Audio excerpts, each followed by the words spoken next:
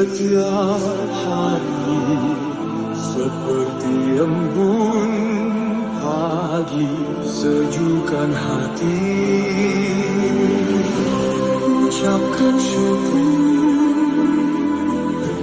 Tuhan Yesus baik, biar kita tahu perkataan yang baik. Tuhan sediakan kebutuhanku, Dia akan cukupkan semua yang ku perlu. Dia sembuhkan semua sakitku, berikan damai sejahtera yang lampaui akalku. Tuhan buka jalan, pimpin semua langkahku. Mazmur 33 ayat 1 sampai 22. Bersorak-soralah, hai orang-orang benar dalam Tuhan. Sebab memuji-muji itu layak bagi orang-orang jujur. Bersyukurlah kepada Tuhan dengan kecapi. Bermazmurlah baginya dengan gambus 10 tali. Nyanyikanlah baginya nyanyian baru. Petiklah kecapi baik-baik dengan sorak-sorai. Sebab firman Tuhan itu benar, segala sesuatu dikerjakannya dengan kesetiaan. Ia senang dengan keadilan dan hukum. Bumi penuh dengan kasih setia Tuhan. Oleh firman Tuhan, langit telah dijadikan. Oleh nafas dari mulutnya, segala tentaranya. Ia mengumpulkan air laut seperti dalam bendungan. Ia menaruh samudra raya ke dalam wadah. Biarlah segenap bumi takut kepada Tuhan. Biarlah semua penduduk dunia gentar terhadap Dia. Sebab Dia berfirman, maka semuanya jadi. Dia memberi perintah, maka semuanya ada. Tuhan menggagalkan rencana bangsa-bangsa. Ia meniadakan rancangan suku-suku bangsa. Tetapi rencana Tuhan tetap selama-lamanya. Rancangan hatinya turun-temurun. Berbahagialah bangsa yang Allahnya ialah Tuhan. Suku bangsa yang dipilihnya menjadi miliknya sendiri.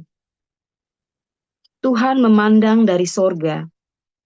Ia melihat semua anak manusia. Dari tempat kediamannya, Ia menilik semua penduduk bumi. Dia yang membentuk hati mereka sekalian, yang memperhatikan segala pekerjaan mereka. Seorang raja tidak akan selamat oleh besarnya kuasa.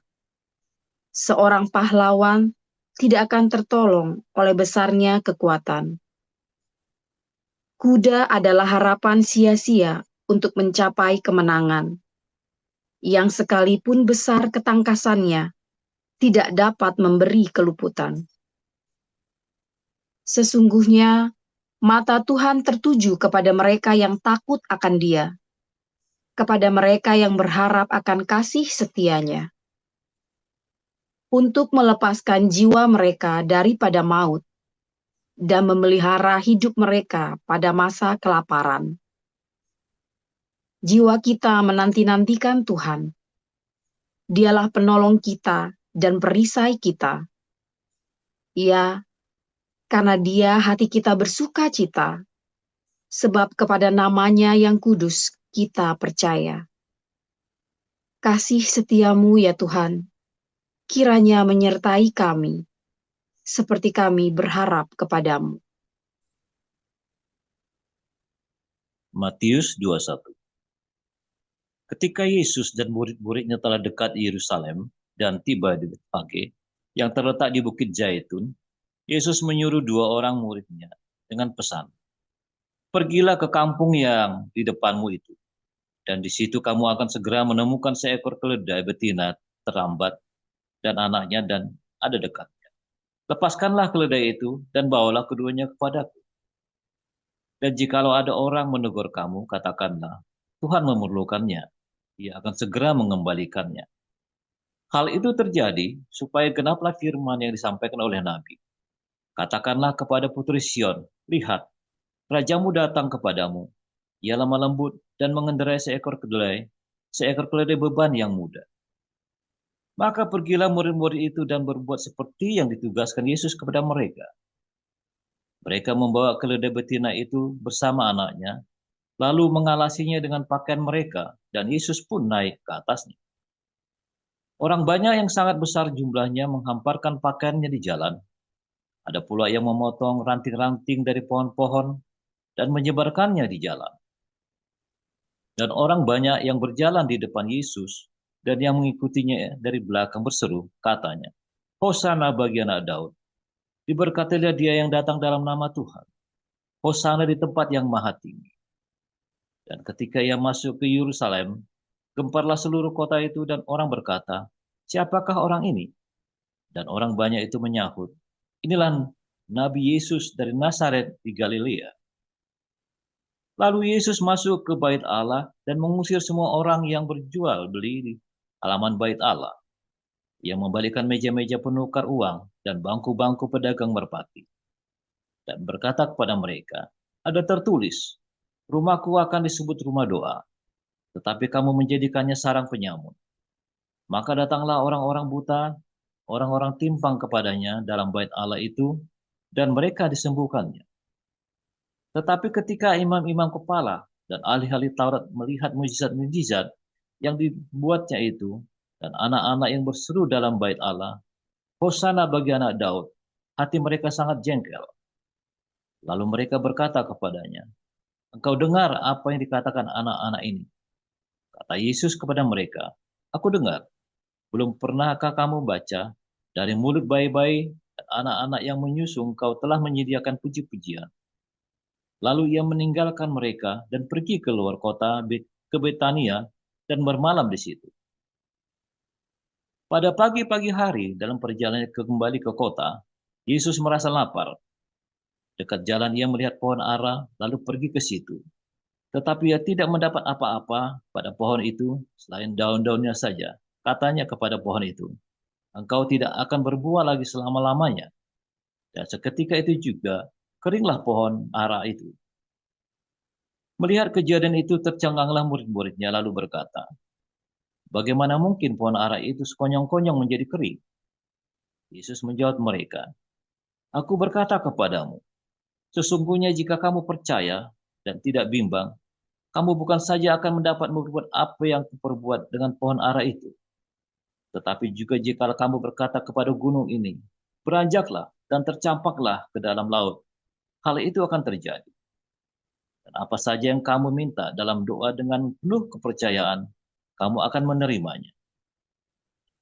Lalu Yesus masuk ke bait Allah, dan ketika ia mengajar di situ, datanglah imam-imam kepala serta tua-tua bangsa Yahudi kepadanya dan bertanya, dengan kuasa manakah engkau melakukan hal-hal itu? Dan siapakah yang memberikan kuasa itu kepadamu? Jawab Yesus kepada mereka, aku juga akan mengajukan satu pertanyaan kepadamu. Dan jikalau kamu memberi jawabnya kepadaku, aku akan mengatakan juga kepadamu, dengan kuasa manakah aku melakukan hal-hal itu? Dari manakah baptisan Yohanes? Dari sorga atau dari manusia?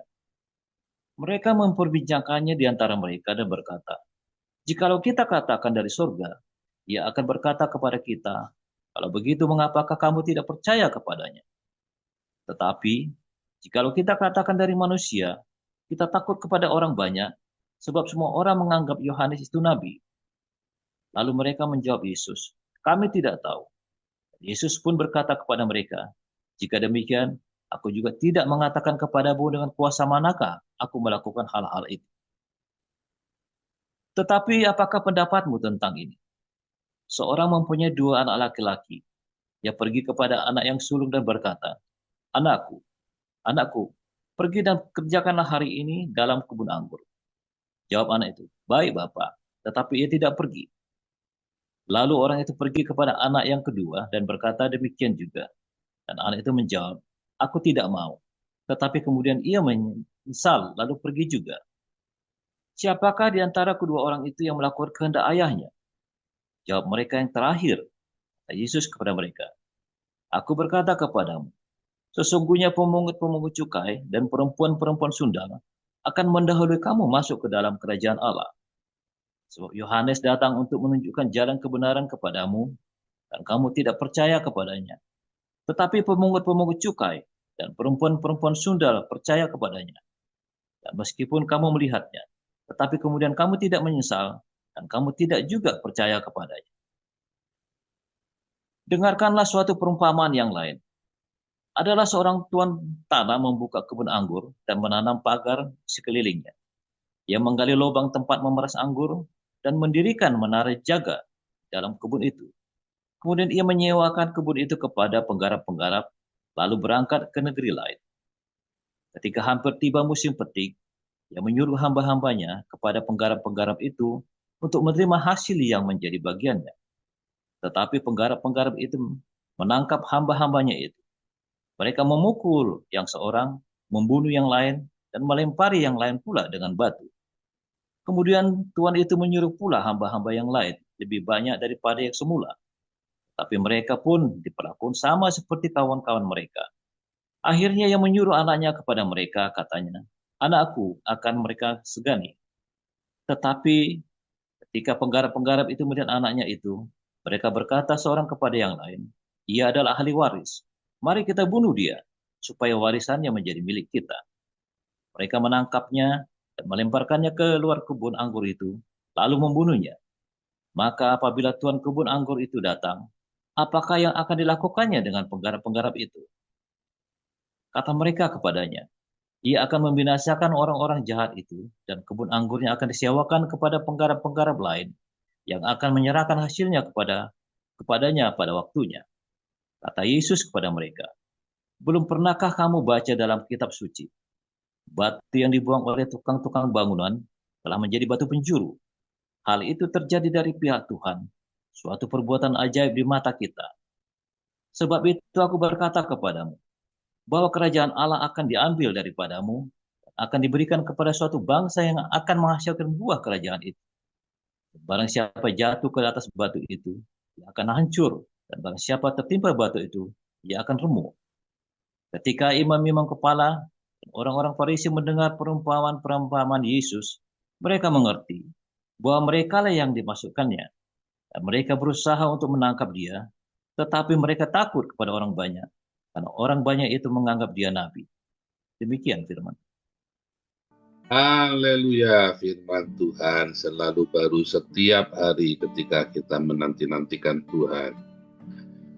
Dengan sukacita dan ucapan syukur terus berbuat kebaikan setiap hari. Kemarin sudah diajari ya, mengucap syukur. Buktikan, jangan mengeluh sehari pun. Dalam 40 hari, kalau sudah berhasil, coba ya, dalam setahun. Kalau kamu berhasil, lihat ya, 40 hari saja hidupmu sudah berubah. 1 tahun hidupmu nanti penuh dengan mujizat. Kalau kamu lakukan terus, maka tidak ada yang sulit dalam hidupmu. Ya, tidak ada yang sulit dalam hidupmu yang tidak bisa dilalui, tidak bisa dibuka, yang tidak bisa diuraikan.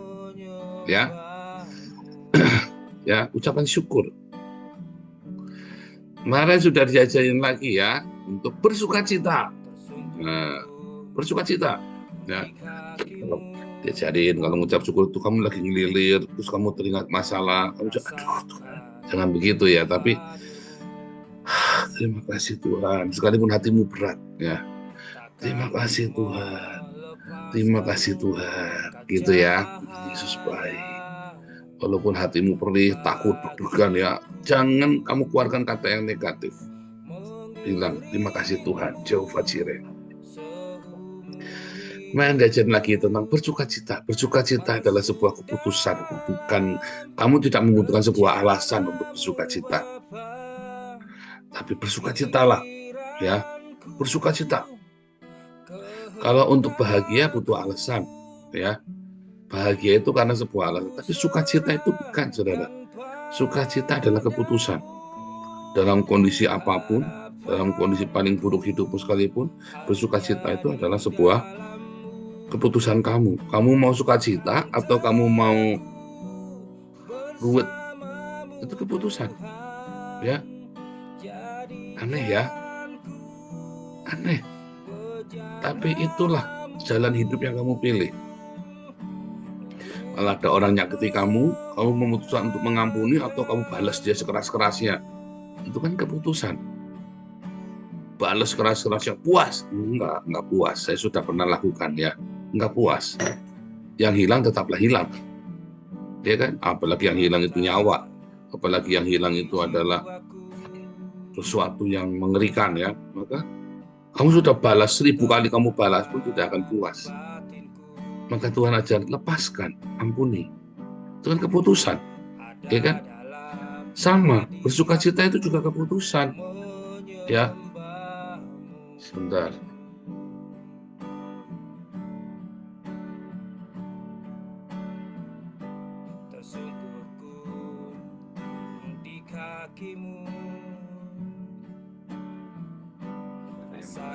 Lagi di ruangan sendirian.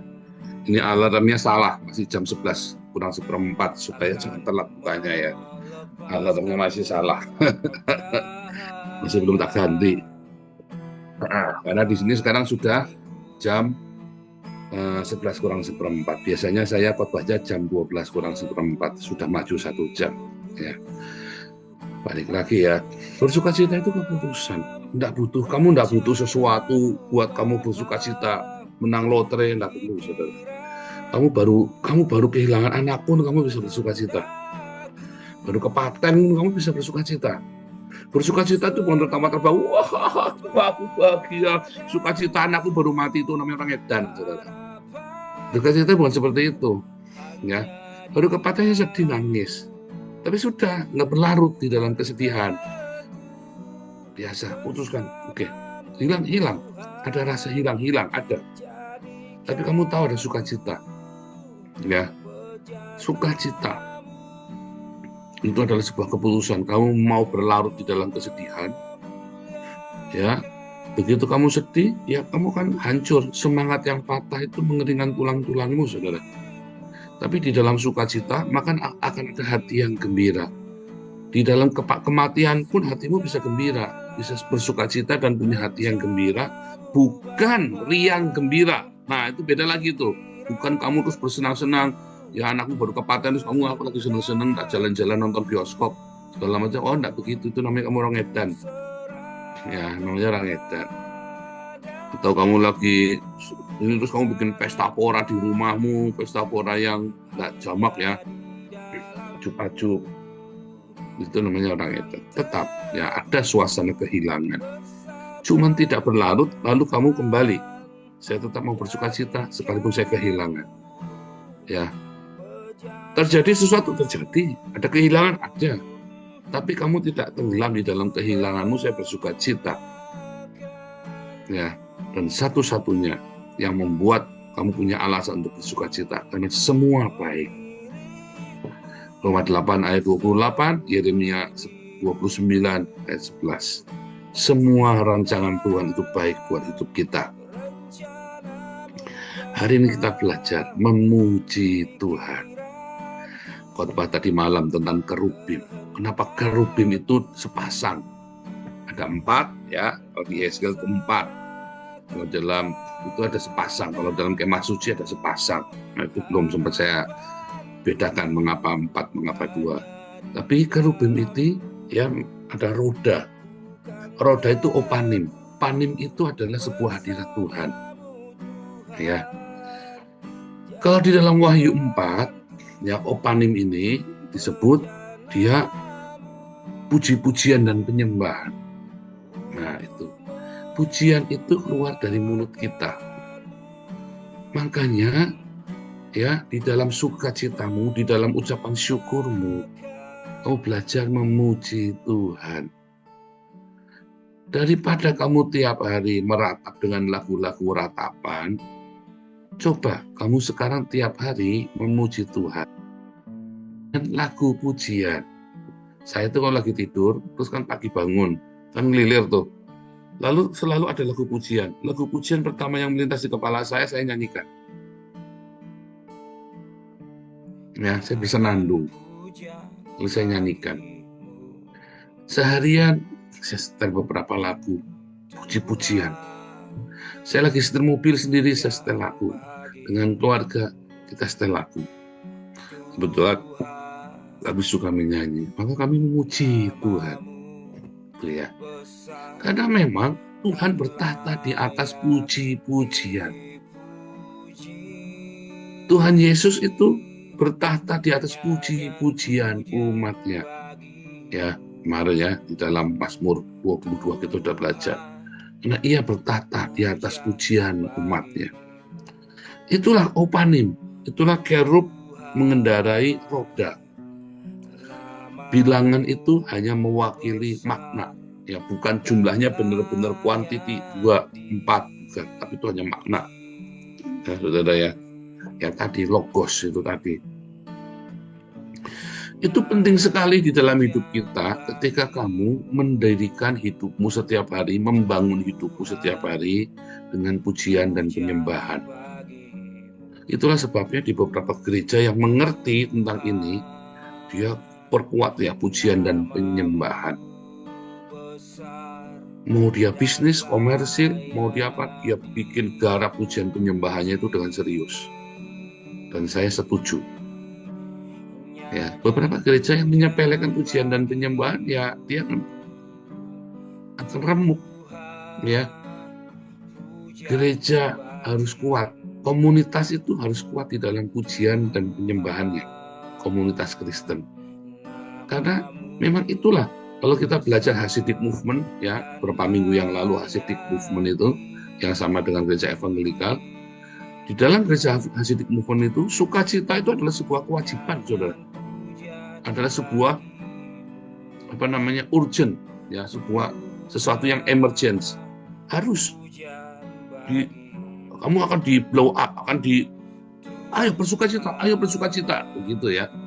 Makanya, terus mereka banyak sekali mengeluarkan lagu-lagu pujian kepada Tuhan. Ya, Hasidic Movement itu. Sama dengan gerakan evangelikal ya, yang memuji Tuhan, terus ya banyak keluar lagu-lagu baru. Gereja-gereja, Anda lihat ya, gereja-gereja bisnis itu, gereja-gereja komers, gereja-gereja yang komersial, dan bisnis gereja. Itu penting dengan pujian dan penyembahannya. Makanya kami pun terus ya, kita lagi berdoa supaya kita punya mixer baru ya. Kita punya mixer baru karena kita rusak supaya kita bisa rekaman lagi buat Natal ini supaya November udah mulai ya. Kebetulan kita ada pemain musik baru ya, ada Marcel, ada Andre ya. Kita punya tim yang baru ya. Kita pengen supaya kita punya ini ya, punya pujian penyembahan yang bagus. Ya. Harus saudara ya. Komunitas itu harus punya pujian penyembahan yang bagus. Jadi Anda jangan sembarangan, makanya kalau yang mimpin pujian ya kita mulai yang serius ya kalau mimpin pujian, jangan main-main ya saudara ya, jangan main-main ketika Anda bernyanyi. Sebab ketika kita bernyanyi ya Anda perhatikan, jangan asal geber, coba dibenerin. Kalau nggak kuat jangan dipaksa, diturunin nadanya. Yang dengar kan peka. Memuji Tuhan itu dengan indah, saudara ya. Ada memuji Tuhan kamu sendiri, nggak urusan suaramu sumbang, nggak urusan. Tapi kalau kamu memuji Tuhan bersama orang lain, suaramu sumbang, orang budegen. Teriak-teriak pagi-pagi, suaranya misalnya ya. Anda harus belajar yang benar suaramu, ditune yang benar dulu. Jangan langsung spontan, kamu langsung nembak aja, dipas, ya, dipas. Kalau kamu lagi sendirian ya di rumah nggak apa-apa. Tapi kalau kamu lagi ada orang-orang bersama kamu di situ, kamu nyanyi yang pas. Saya suaranya nggak bagus-bagus amat, tapi setidaknya nggak fals, saudara. Ya, belajar kamu nyanyi yang benar. Oh benar ya, Stephen Tong itu ajari jemaatnya itu nyanyi yang benar loh.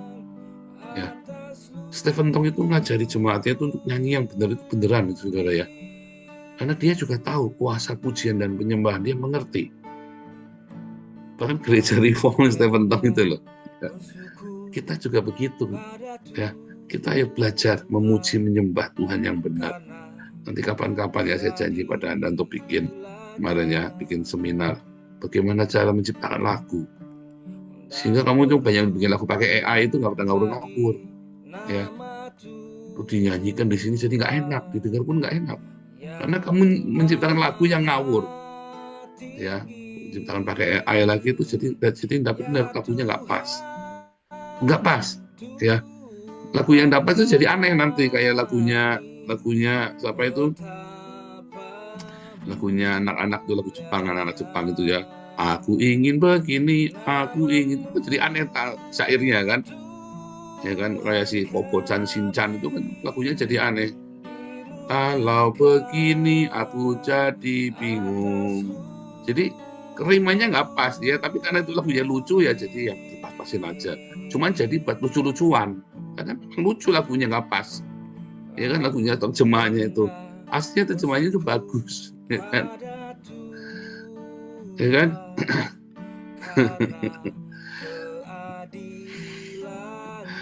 Matahari menyinari, tapi mengapa aku yang dimarahi? Loh, matahari menyinari, aku dimarahi. Nah, itu ceritanya nggak nyambung gitu.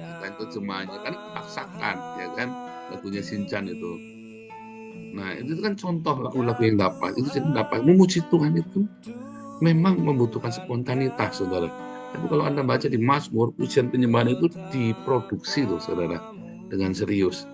Dan kita juga mau begitu. Ayo, saudara-saudara yang mulai memuji menyembah Tuhan, kalau mau nyanyi jangan langsung jeplak mulai. Anda pas, kalau Anda nggak kuat diganti nadanya, diturunin. Jangan dipaksa. Ya. Terus dipersiapkan lagunya, lagu yang bisa, ya saudara ya, yang benar. Makanya kita CYC segala macam, kita serius ya kalau kita memuji. Nanti kalau kita sudah StreamYard-nya kita sudah abonemen lagi, nanti kita pakai StreamYard lagi supaya kamu nyanyi, teksnya di sebelah kamu nyanyi. Ini karena kita lagi ada masalah ya dengan banyak hal. Kita ada masalah dengan banyak hal, termasuk saya hentikan StreamYard-nya. Begitu kita membayar lagi, bayar mahal sekali ya. Jadi saya pakainya yang nggak berbayar. Nah, karena kita sekarang lagi benar-benar mengetatkan pengeluaran kita.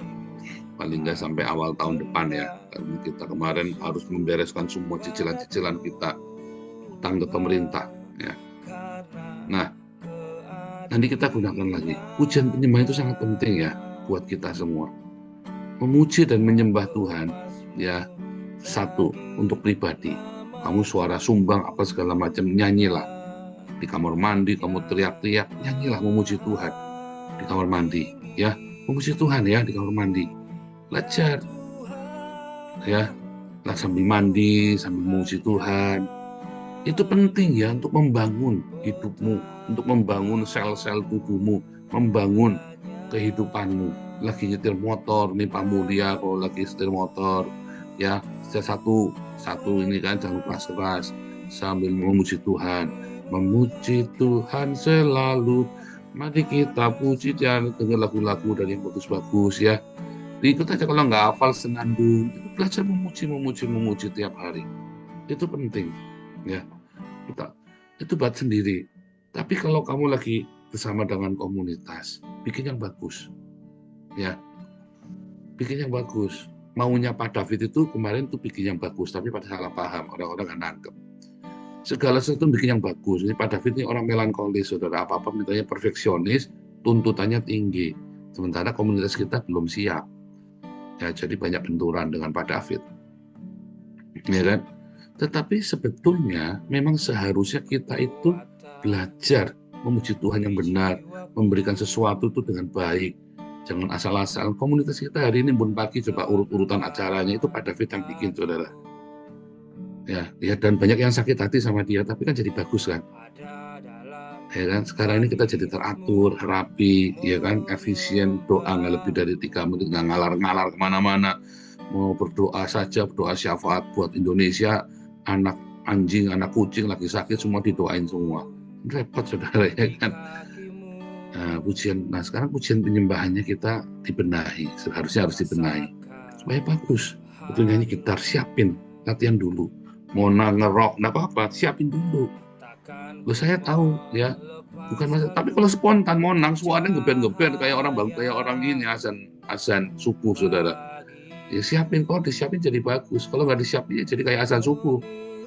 Langsung ditembak, kalau suaranya nggak cocok jangan dipaksa.